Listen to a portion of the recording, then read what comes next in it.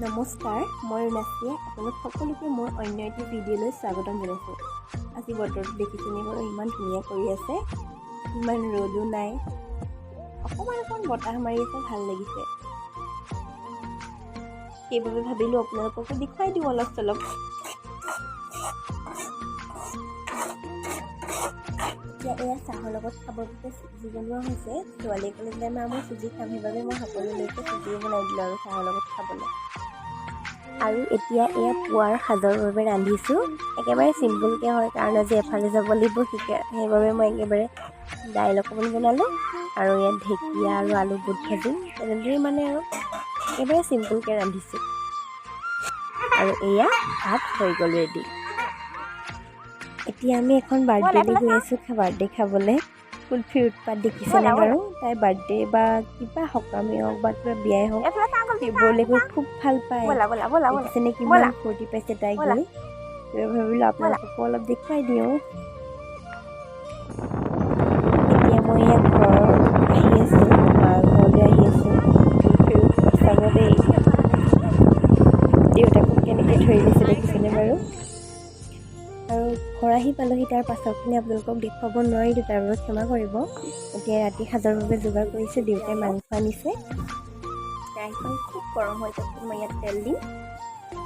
এইফালে এয়া মাংস, আলু, পিঁয়াজ, নহৰু, ইয়াত কোমোৰা, আৰু এইফালে ইয়াত পেষ্ট বনাই থোৱা আছে। এনেদৰে পাঁচফোৰণ, এয়া মছলা, সেয়া হালধি,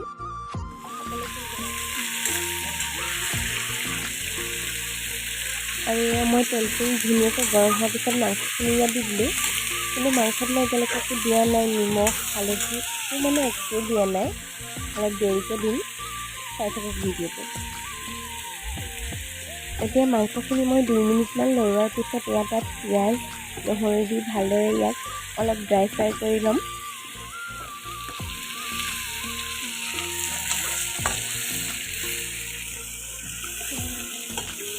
এতিয়া এয়া মাংসখিনি অলপ ড্ৰাই ফ্ৰাই হ'বলৈ ধৰিছে আৰু চাওকচোন এয়া।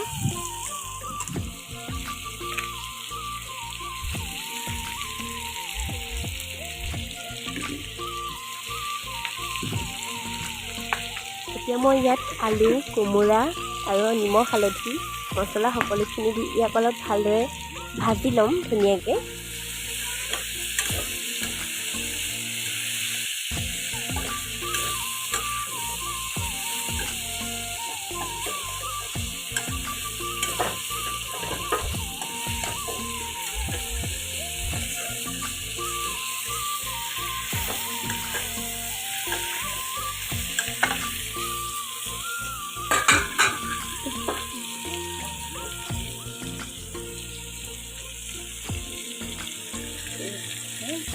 এতিয়া মই ইয়াত যিখিনি পেষ্ট বনাই থৈছিলোঁ সেইখিনি ইয়াত ভালদৰে দি দিম আৰু লৰাই দিম ধুনীয়াকৈ।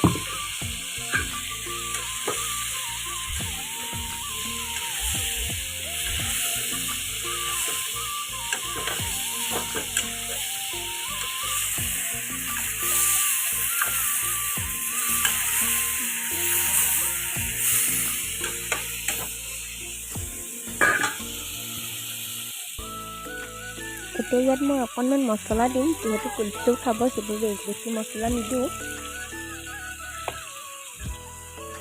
আৰু ধুনীয়াকৈ লৰাই দিম এতিয়া।